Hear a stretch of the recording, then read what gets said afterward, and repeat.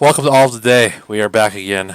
We missed last week because I had a birthday, and we also missed like the first 10 minutes of the show because I forgot to hit the record button.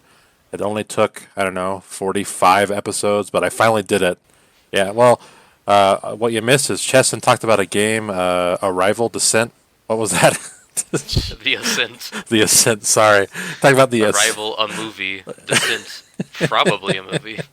Yeah. The See, Ascent, a game. Cheston talked about Ascent for for like 5 minutes. He doesn't really enjoy it very much, and he's not into Yeah, cyberpunk. I'll summarize. I'm not that big of a fan. Yeah, not into cyberpunk, which is the big thing you missed. So, Yep. let's pick Send up your where hate we're. mail to @therealcheston. Yeah, and email us all today at podcast@gmail.com to let us know how much you hated this start. So anyway, um, what else have you been playing other than the Ascent? Oh, okay. Well, as I was explaining, I haven't played much because I have been back to work recently, and that has been exhausting. So, the game that I've been playing the most is, I think the name is right. I shouldn't play these games where I can't even remember the names. It's Picross S Sega Genesis and Master System Edition, perhaps? It's 356 over 2 days, whatever. Yeah, something like that. So it's a puzzle game where you fill in blocks, and when you make the blocks, it gives you a fun picture at the end. So you might make a bunch of blocks connect together, and then at the end it says, "Hey, look, it was Kid Chameleon all along." And then you go, "Hell yeah!" And then you go to the next one, and then it'll be like a ring box from Sonic, and you go, "Yeah, I played Sonic." And then, yeah, it's just that. So there's not really much to say about Picross. I like it better than Sudoku because I think Sudoku's boring because every puzzle is basically the same result. But in this game, I get fun little pictures of Sega characters at the end. People shill Picross games all the time, it feels like, and I've never played Picross ever. This is the way to get me to try it, you know? Yeah, Let's make it's only $10, and I mean it's a pretty good. Yeah. It's a pretty good value. I think there's probably around 100 something basic puzzles, but then there's different variants. Like I just started some of the color ones this morning because I wanted to explore some of the different choices, and those are entirely different. And so, given that each puzzle takes you probably, depending on difficulty, like Rolf from Phantasy Star 2 took me 20 minutes, but most of them take me like 10 minutes. And so there's just a lot there, and you could probably while away an entire year on it, and then when you finish, I think they've made like 7 of these darn things on the Switch, whoever this publisher is. So if you really get into Picross and you're not just beholden to the Sega license, then perhaps you can play other Picross games. I don't know if I'm going to be that into it. This one will last me a good long time. Does knowing the character make the puzzles easier? No, not at all. Like that doesn't help at all because usually it's black and white, so it's just like you don't know what you're making until the end. You can kind of see like a faint shape usually, and then you'll see like some inkling of what it could be, and then when it happens, it's like, oh, that's what it was all along. It colors it in and everything. Oh, I see. So, yeah, it's pretty cool. I thought of this fun little factoid while I was getting ready for today, and I was remembering that actually I thought this was my first Picross experience, but I realized that it wasn't. And this story dates me a little bit. My first Picross experience was in a Tips and Tricks magazine. You remember those? I do. Yes. The one that had all the cheat codes? Yes. I don't remember those. Oh, they were just these big cheat code pamphlets, and I think they had articles too, but they'd publish it every month, and in the front would be a few articles, and the back would just be this compendium of all the cheat codes for like every game from the Super Nintendo and Genesis, and then 64 and PS1. Yeah, it was weird that it was like a monthly publication because It was like It was Tips and strange. Tricks monthly. Yeah. It was strange. But they had one in there like a long, long time ago. They had a Picross puzzle, and it was like Crash Bandicoot characters. And I did a Picross of Coco Bandicoot, and I never put two and two together that was what I was doing all along. So when all the journalists were shilling Picross, I just kind of rolled my eyes. I didn't realize that it was something I had and done and enjoyed in my past. But I'm glad I'm playing it now because it's kind of relaxing, you know. It's like a little more mentally taxing than an adult coloring book, but not that much. You know. Way to turn me off of it. Well, I'm just saying, like, if you want something to relax with, like an adult coloring book would be no thought, and a Sudoku puzzle would be too much thought. to me, this kind of nestles neatly between there. And there's lots of assists too, so if you get to a puzzle and you're just not feeling it, you can turn on an assist that makes all the rows blue, so you know when a certain row is done and when another row isn't. Or when you've placed something wrong. You can turn on a thing that corrects you when you make mistakes, or you can turn on a thing that solves one row for you, or you can you can allow it to check your mistakes. Like, there's just a lot of little assists you can do to make it as intense of an experience as you want. I usually play with no assists, but every once in a while I get to one that's kind of a pain in the ass. So it's just a nice game. I'm glad it exists. I'm glad it was $10, and I'll probably be playing that a lot over the course of this year, is what it seems like is going to happen. You talking about like books that like tell you all the cheats just takes me back. Yeah. I remember getting like a book at like a book fair that had like all the top elite Game Boy Advance cheat codes, and one of them seemed to imply that Waluigi was in Mario Kart Advance, and I played the hell out of that game, tried to unlock Waluigi, and it never happened. And I don't know, it ruined things for me. So Yeah, I would love to find one of those old magazines, because that's such an artifact of a bygone era. well, they also didn't like check to see if the codes work, so they just put nonsense in there.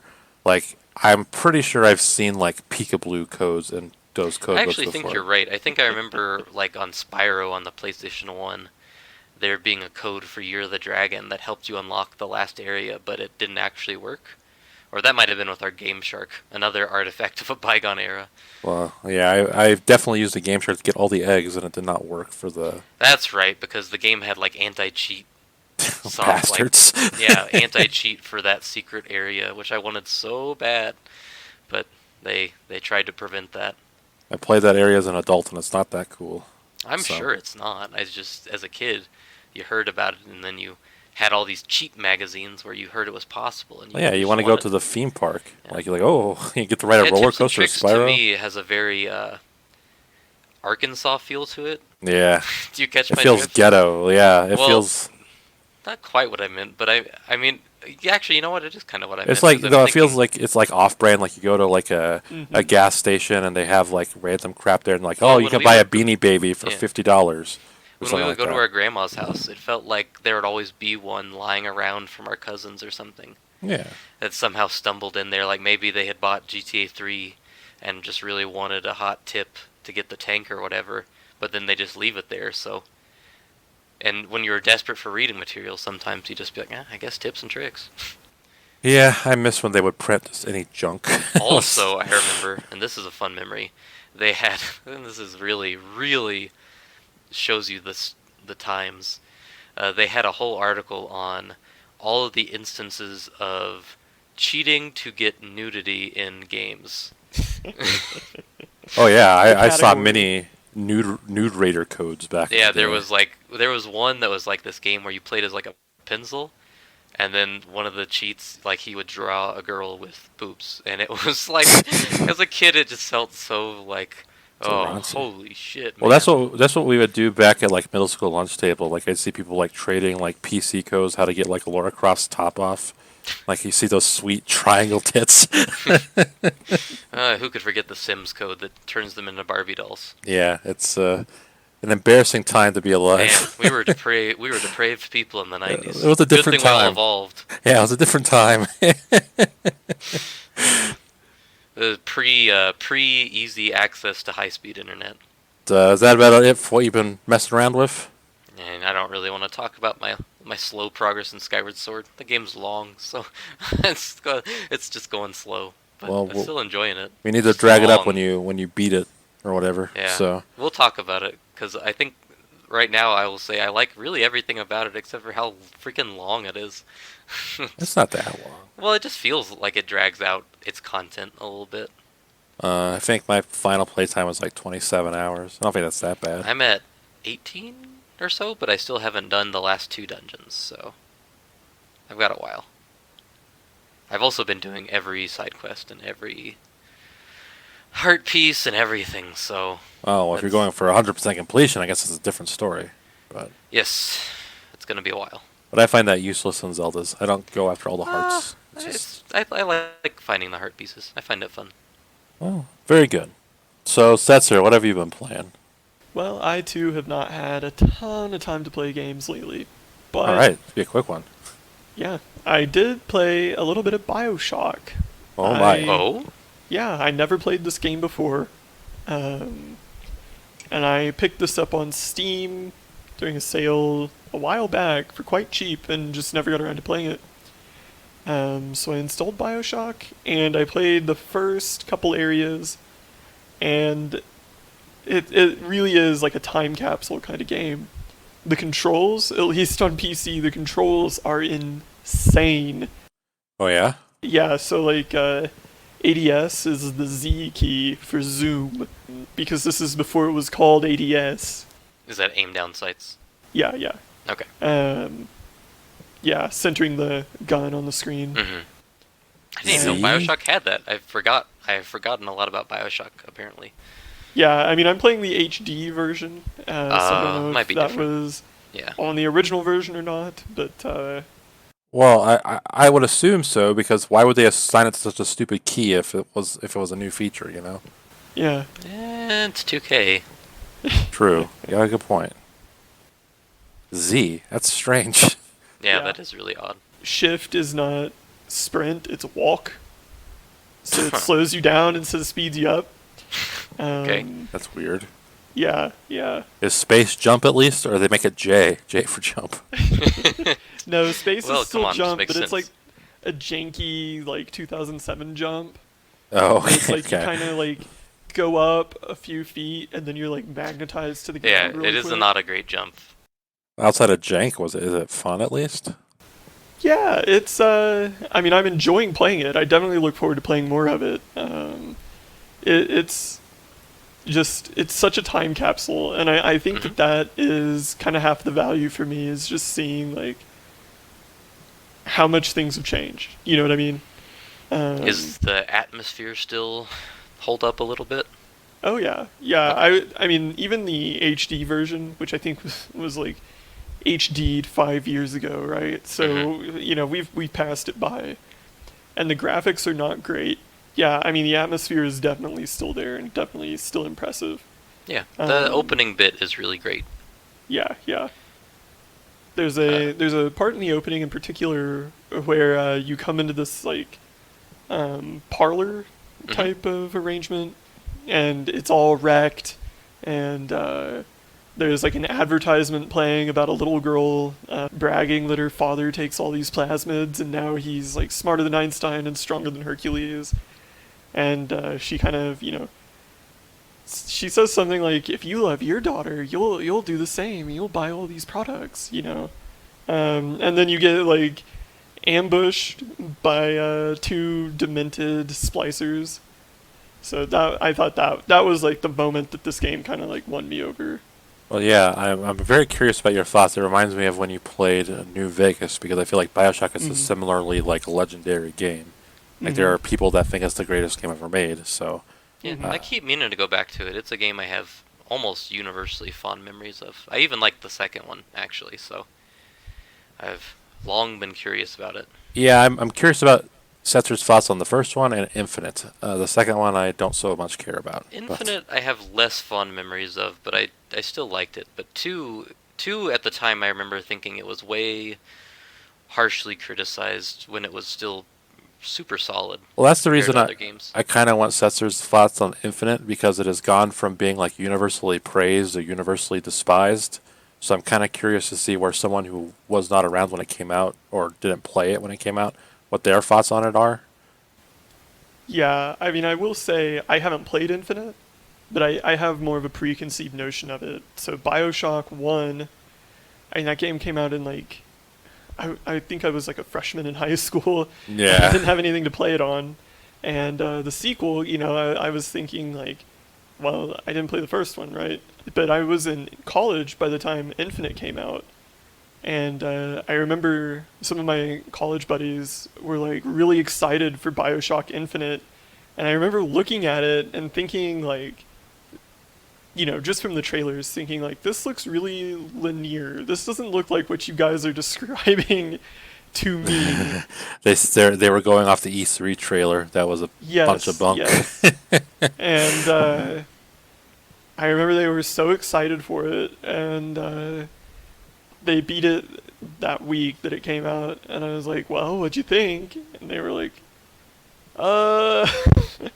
Well, it's just strange because like when it came out, like I just heard universal praise. Like it was nonstop, but it has really turned around.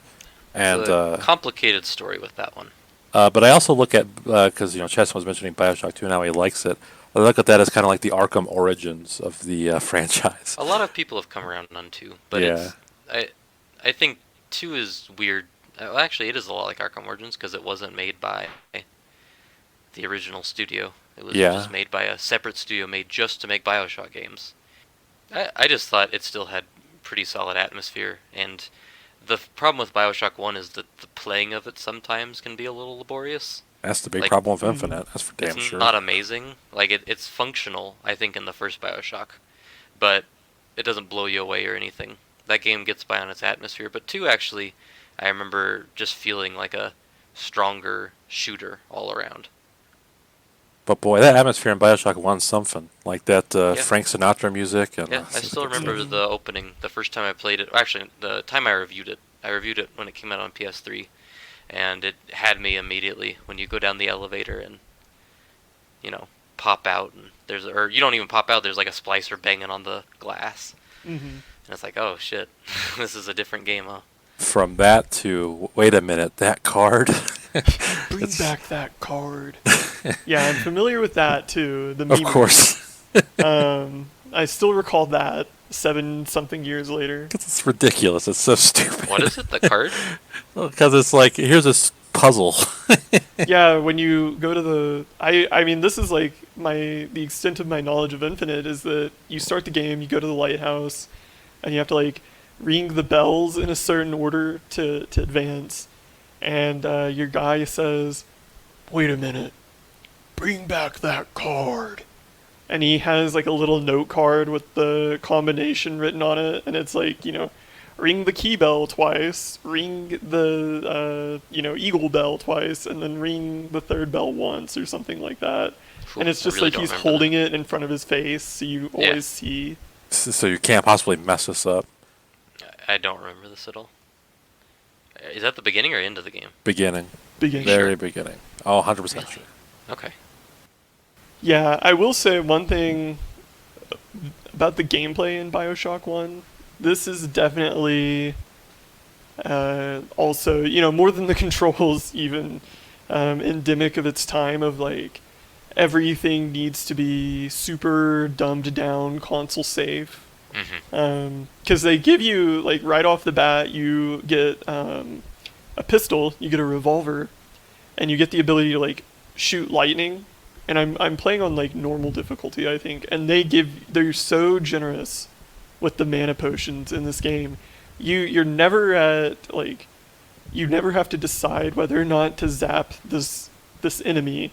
And then when you do, with the mouse and keyboard, it's so easy to just, like, zap, headshot, zap, headshot, zap, headshot every time. I see. So it's too simple.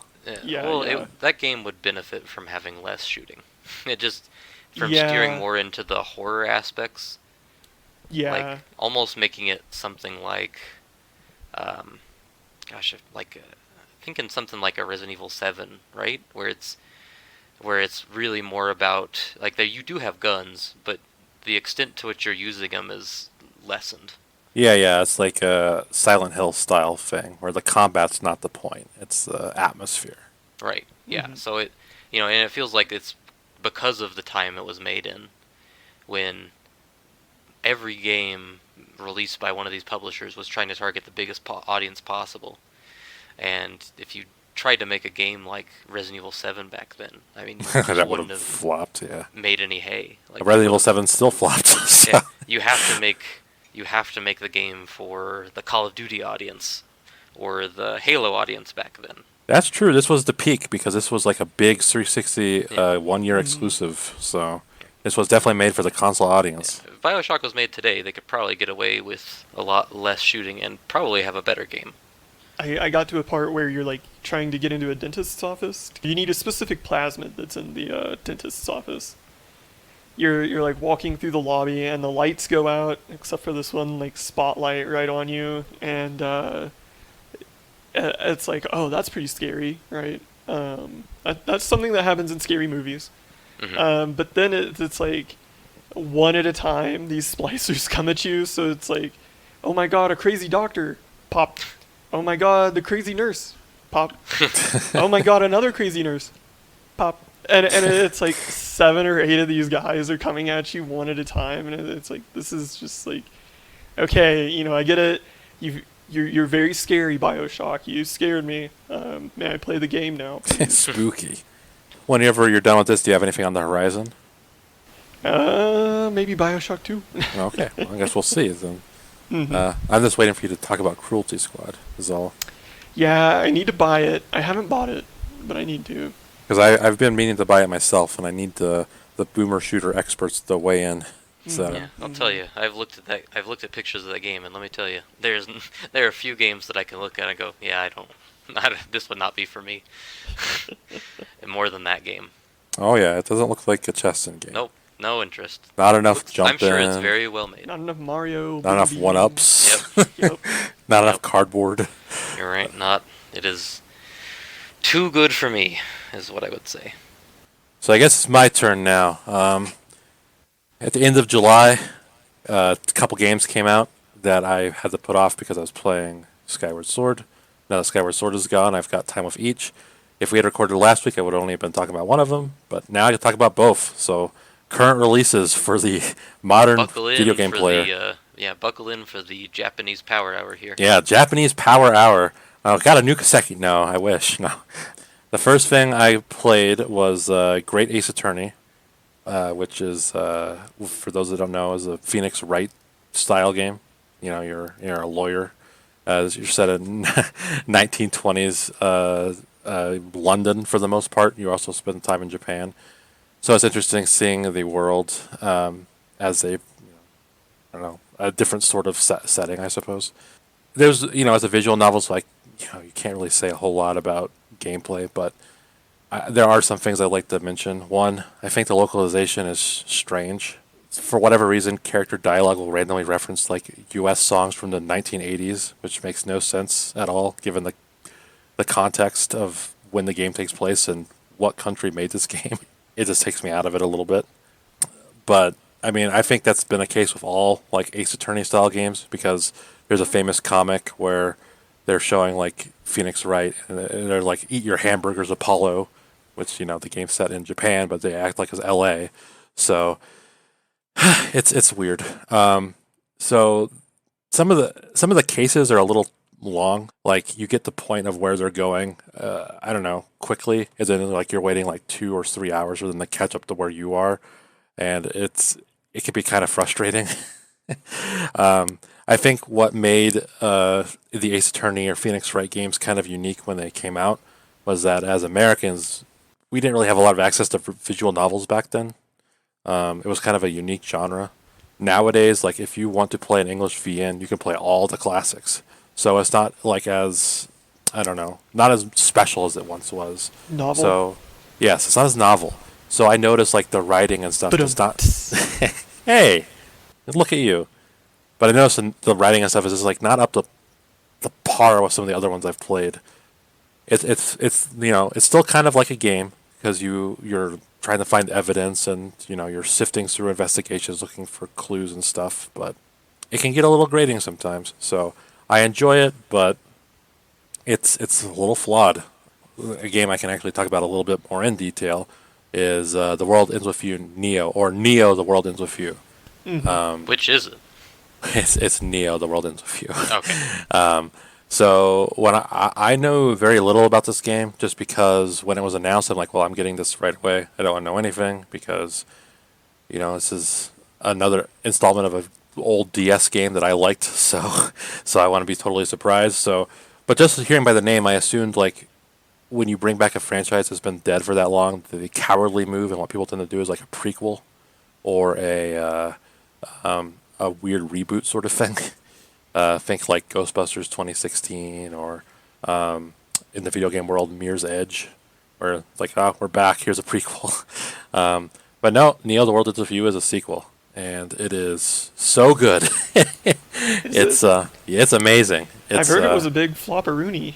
it didn't sell well as far as I know, I've but heard that it's great. Yeah, I did not know that it flopped. I'm not surprised. yeah, I'm not either. It It's like seemed very poorly advertised, and also the original game was pretty niche.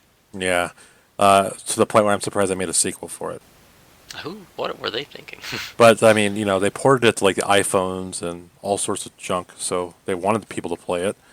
But I think this game is great. It's got a cool style.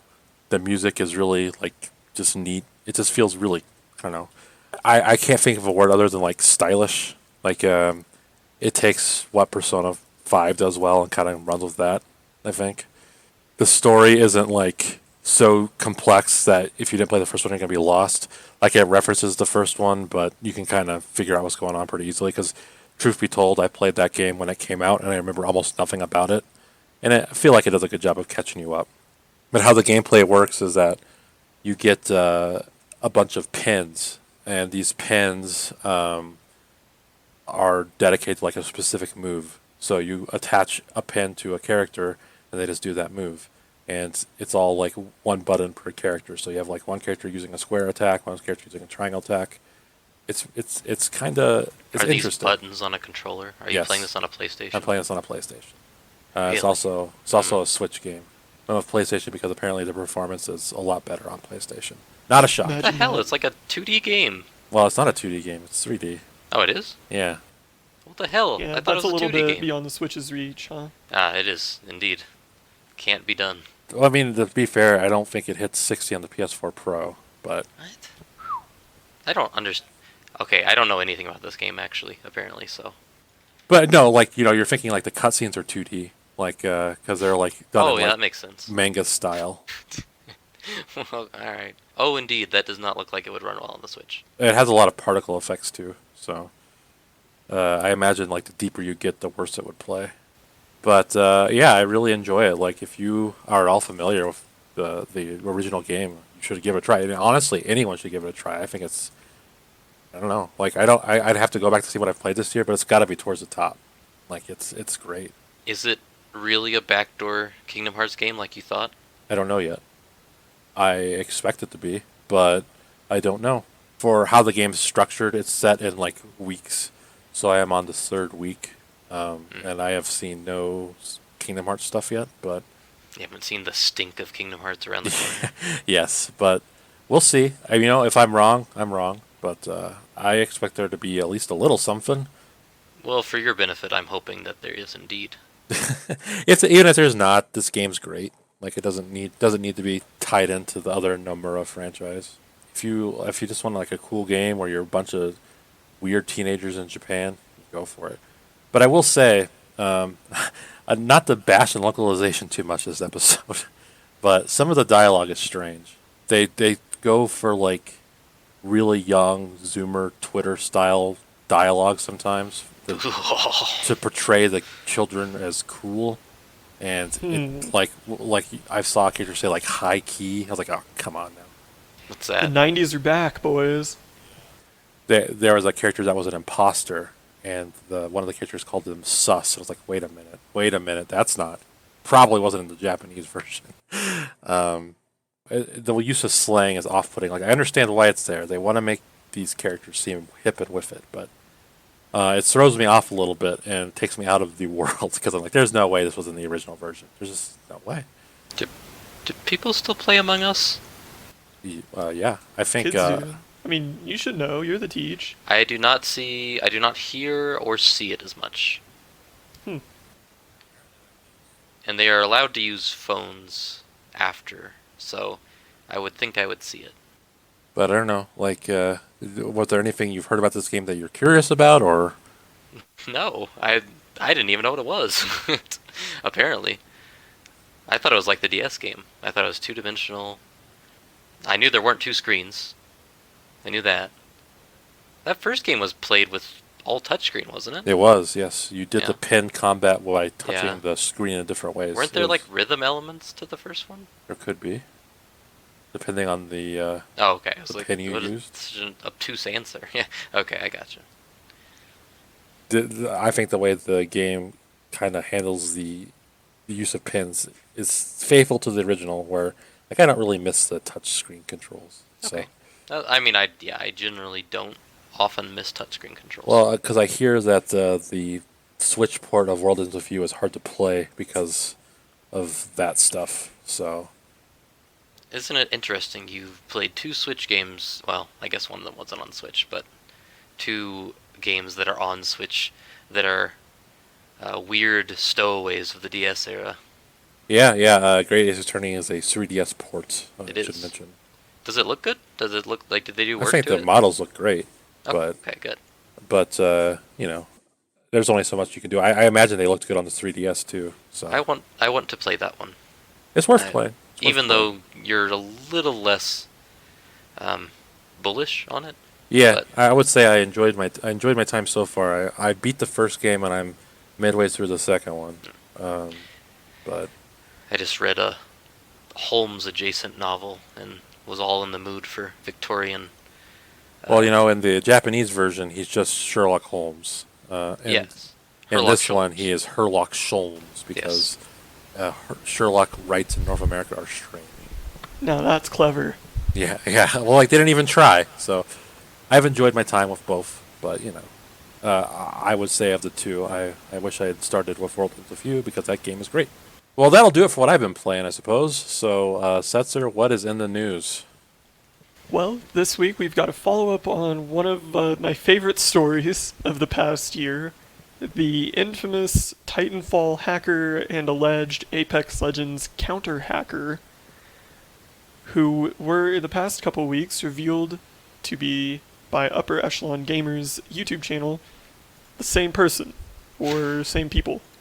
Did you guys get a chance to watch this video? I did. It was baffling. I could barely tell what was going on. It was Yeah, it's almost incomprehensible what's going on here.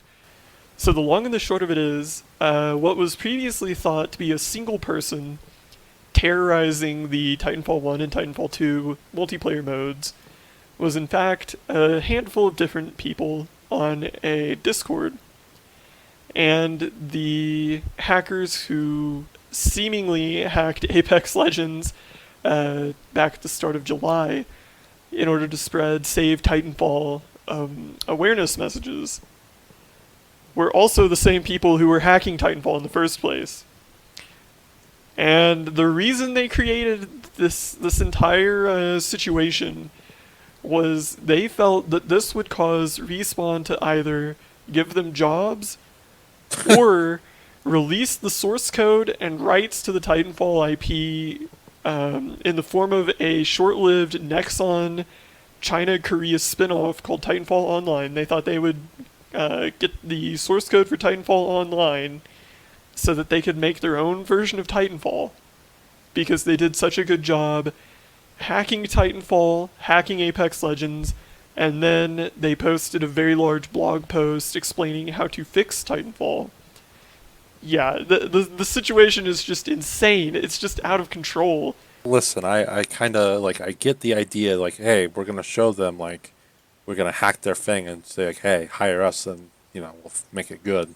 But no one actually does that. Yeah, has that ever worked? That doesn't... that German guy who hacked once or Valve? twice. Or, I do. Or GeoHot, who was like, oh, let me work for you, Sony, and I'll tell you how to cover this. Instead of hiring these people, they get sued into oblivion. And What we call a high risk, low reward. I understand the thought process, but it just doesn't work that way. And companies do not like to be embarrassed. That's a little known fact. The reward is, I will get the source code to an unreleased free-to-play version of Titanfall for the Asian market, and the rights to publish my own version of Titanfall based on that. That will just never happen. The risk is I go to fucking jail. Well, I imagine that's where they would go. I can't imagine EA would just be like, whatever, come on board, buddies. It's very strange. Well, you got us. Come on in. Here's your 75K salary. A bold play, I will say. Bold and brain dead play. My favorite part of this story was when they posted their Medium article about how to save Titanfall, how to prevent the hacking, how to fix the game, they included a Patreon link, and there were people on Reddit like, "OMG, I'm donating to your Patreon now. You guys are so cool, saving Titanfall."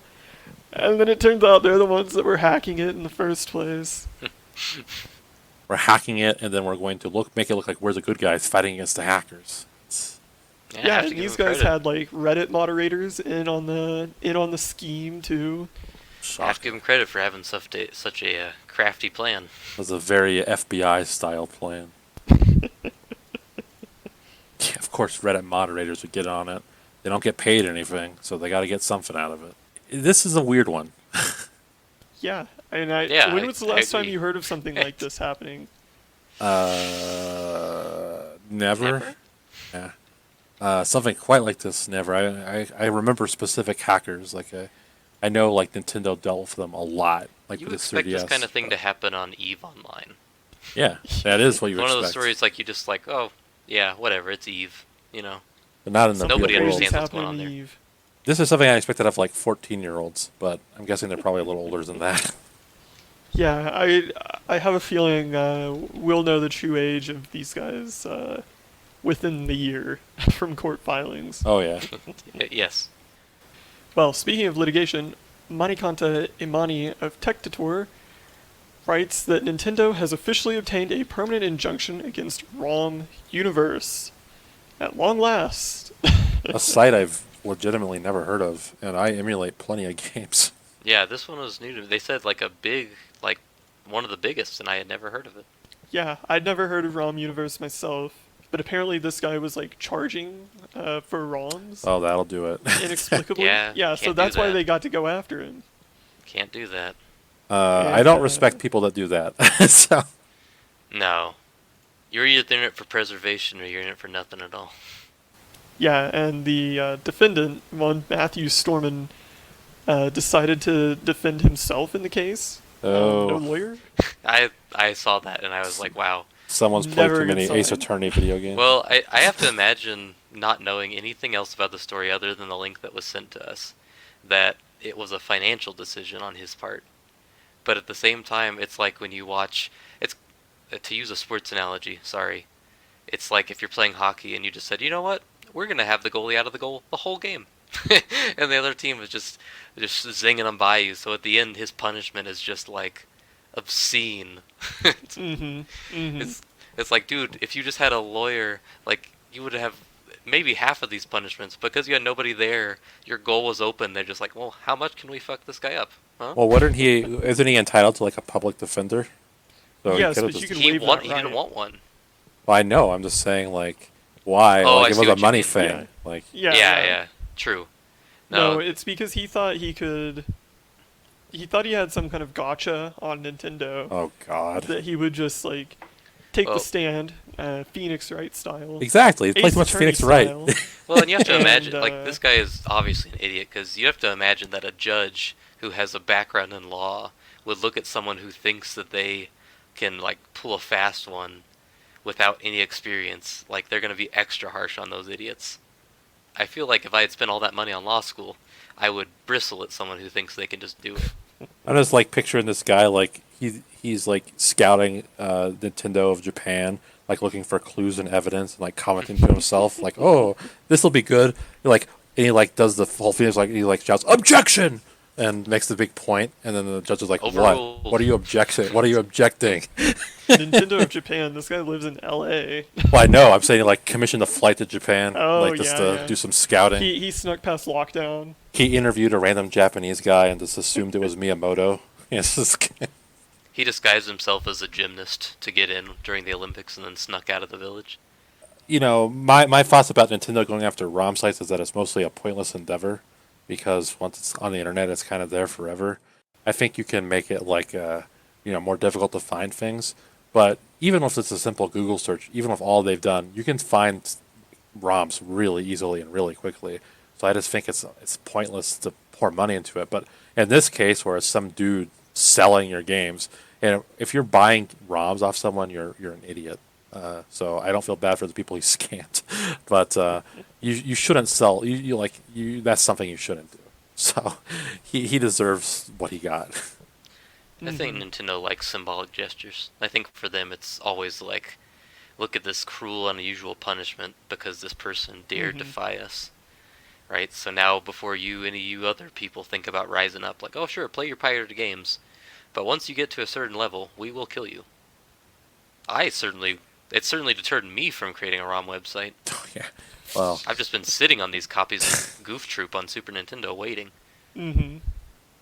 well, yeah. You're not like running like Emu Paradise 2 and like here we go, Well, 1999 will get you a sweet copy of Ocarina of Time. no, I was just gonna do licensed Super Nintendo games. Oh, sweet. Super Star Wars, Aladdin Super Nintendo. a worse one. The worst version. Eat it. Internet. Eat it, everyone else. Yeah. We like swords in our Aladdin. You can't see it games. right now, but I'm flipping you off.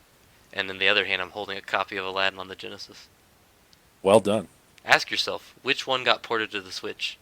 And then tell yourself it was the Genesis version. Also the 'Cause it Game was. Boy version. So they hold the Game Boy version in higher accord than your precious SNES version. There's not a Game Boy version of Aladdin. Yes, there is. No, there's Or, not. or it's either game. Oh, well, then explain the one that's in the port of the Lion King Aladdin game. Then. Well, what about? How about that? Yeah, Huh? explain it. Yeah, you Here idiot. now. I can't. I cannot explain this. I just Phoenix righted you, bitch. Objection.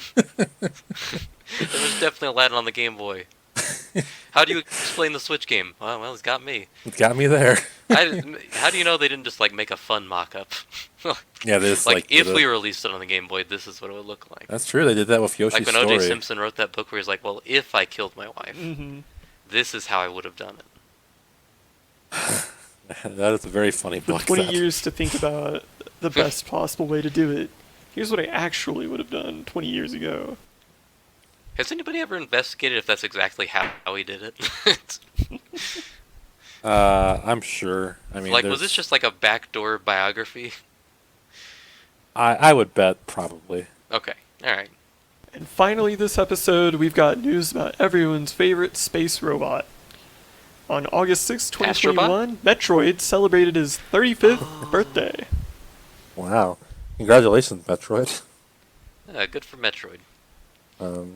It's very funny that Nintendo has gone out of its way to celebrate Mario and Zelda, but you don't got anything for Metroid. Metroid Dread. Yeah, but that's a Coming new down the game. pipe. I was hoping for like a I don't know, Metroid Prime trilogy or The actual best thing to come out of this celebration has been they did a tweet thread a few weeks ago that was like going through the timeline of the series, and it's like Metroid 1. You can play this on Nintendo Switch Online. Super Metroid, you can play this on Nintendo Switch Online. And then for the Metroid Fusion entry, it's just Metroid Fusion is a Game Boy Advance game that came out in 2003 or 2002, and yada yada yada. Doesn't end with it. You can play this nowhere.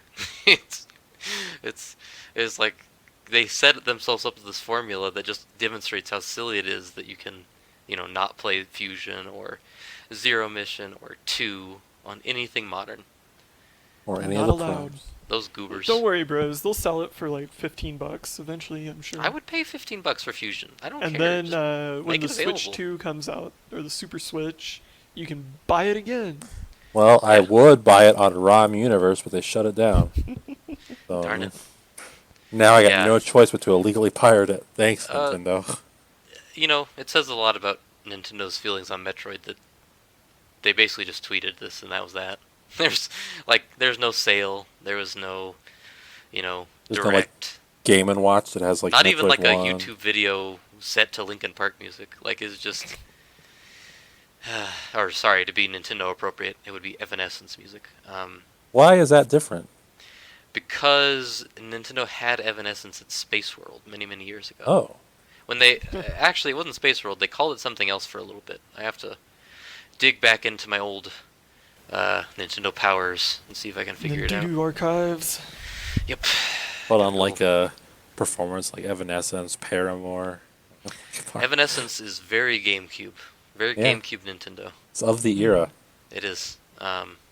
But they couldn't release like a little Game and Watch with like Metroid 1 and 2 on it, or Just like put Fusion out for freezies on the Switch. Like, just do something. It feels like just like a little afterthought. It is an afterthought. Well, it's sad. It's because the people who actually care about Metroid are few and far between. They don't exist. They They only exist in theory. Yeah, it's like it's one of those always one of those put your money where your mouth is series, and every single time. Well, it sold well in 3DS. The Samus Did it? Returns. I think so. They're making Metroid Dread. I think if it was a flop, they wouldn't be. I don't know. I think if it was a flop, they'd have a way to rationalize it. Metroid Dread figures to be the best-selling Metroid game, though. Well, based on if everything it's that's not, happened then it's so a far. flop. If it's not the best-selling one, it's a complete flop. Because yeah, I guess And yeah, there will Pikmin never 3 be another Deluxe. Metroid after. absolutely, and there shouldn't be. If this doesn't sell, like, why would they do that? I suppose Pikmin 3 Deluxe was actually the best-selling Pikmin Flop. game. So, And still a flop. I mean, in my eyes, because that game's probably one of the 5 best games on the Switch. So everybody should have bought it. Okay, let's settle down here. I'll say it again. It's one of the best 5 games on the Switch. Oh, well, okay. I guess if you say it that way. And probably the one best game on the Wii U. That's so wrong. What's better? The freaking Wii U. Breath of the Zombie Wild. U, duh. Oh, okay, I'm sorry. I wasn't counting Breath of the Wild. Mario's 3D World. Much Okay, better. so if Breath of the Wild counts, I would say that's the best one. But then Mario's Pikmin 3D 3 would World's be number better. 2. No, I'm Um, sorry. I Mario like 3D Kart World, 8's but no. better. Assassin's Creed 3 is better. Talk about Wii U games. That is not true. As someone who played Assassin's Creed 3 all the way through, I can tell you it's not better. Arkham City, the Armored Edition, whatever the Wii U port was, better. Arkham City, yeah, that was Arkham City Armored Edition. You were right. I was offered to play that at a special press event in Chicago when the Wii U was launching, and I got to play all the other launch games. And they pointed at Batman and said, "Do you want to play Batman?" And I said, "No." No, I do not. I've I said, played it already. Okay. Yeah, that was funny. That was the fun part about that show was like, Pikmin 3 was there, so obviously I went to that first. And then I played New Super Mario Bros. U, which I wasn't super enthused about, and I played Zombie U, which was kind of neat, and I played Nintendo Land, which was whatever. And then after that, I was looking around, I was like, oh man, I don't really want to play any of these. And you could see the poor doe-eyed Nintendo employees like, please won't you play Arkham City again? One more time. It's got touchscreen features now. But to be fair, the worst game of that show was not Arkham City. It was Game & Wario. Do you remember that game? I do. It was like a WarioWare, but instead of being short 30-second, or actually, sorry, short 10-second micro games, it was like 10 longer form games. Yeah, it's not what I want bad. out of WarioWare. It was a stupid decision. So this should tell you how irrelevant Metroid's 35th birthday is that we're talking about the Wii U launch lineup. The Wii U. Well, did Game & Wario launch with the Wii U? That's the question. Yes. I want to say yes. I think so. If not launch, it was. What close else to it. launched? So it was New Super Mario Bros. U was the big one, and then Sonic and All Stars Racing Transformed, Then, right? Yeah, and then which is probably the best launch game, and then Assassin's Creed 3, and then that Nintendo World. Or, Arkham City, Nintendo Land. Derek, you bought one at launch too. Yes, I did. Well, close to it. 7 days after launch. That's a cop out. You bought it at launch. Shut up. I was like, if I see it at GameStop, I will buy it. You should never do that. Well, I saw it, so I bought Especially it. with a system that seemed doomed in some regards.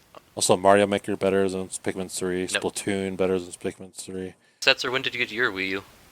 Never did, never will. Yeah? No? Listen, You missed out on Nothing. Splatoon was cool. come on, bro. Don't you want to play Oh, Splatoon? Splatoon! Oh my god. Yeah, no thanks. Don't you want to spray ink? Splatoon was cool. That was such a revelation because the Wii U was such a diaspora of content at the time that when that game finally came out, it was like, holy crap, there's a reason to own this thing. My god, it only took the entire lifespan. Animal Crossing Amiibo Festival, also better than Pikmin Oh, 3. Setzer's the best Amiibo Festival player we know, It's true. That's true. because he's the only person we know that has won a game. How I many don't remember very many E3s till they games. announce Animal Crossing Party 2? Oh, they Uh, got to do it soon because I think they will. I think they will try it again. Yeah, because people are all into Animal Crossing, and so they Yeah, can you gotta trick strike while people. the iron's hot. They can trick people into buying it. People forget, but they did have the 3DS game also had a crappy sequel of sorts with the Happy Home Designer. So it would just be fitting if this one also had a crappy sequel. People like Happy Home Designer. Some people. Oh, speaking of, Some people still play Animal Crossing on the Switch. is the Switch LED enough to convince you to jump on the Switch train, Setzer? Well, we're debating. We're debating. Because I don't think a Switch Agreed. Pro proper's coming anymore. I mean, this is Yeah. it. I think one will come next year. You think? If not, then I think the Switch 2 will be the year after. Nintendo doing a lot of Yeah. damage control about how there's no other Switch How in so? development. Not damage control. They're trying to tell the media there's no other Switch in development. Oh, well, but they also said that about the Lite and the OLED. The only leaker I trust who has been right about all of this stuff was adamant from the beginning that there was a crappy upgrade model, which is the OLED, and then a real upgrade model that there have been some specs about. So, I don't know. I suspect at this point in the Switch's lifespan, it makes little sense to do a Switch I Pro. kind of wondered, though, all along if it was maybe, because it was taking so long, I was wondering if it would just be a Switch 2, because we're going to be 6 years deep next year, so... Back in the old days, 5 years was the console lifespan. I bet we'll get a Switch 2 instead of How long did the 3DS last? 6 years? too long. Yes. Well, that'll do it for us this week. You can reach us on Twitter at alltodaypod or an email alltodaypodcast@gmail.com. This is Derek. Setzer? And your boy Cheston. I'll see you next time. Goodbye. Adios. See ya.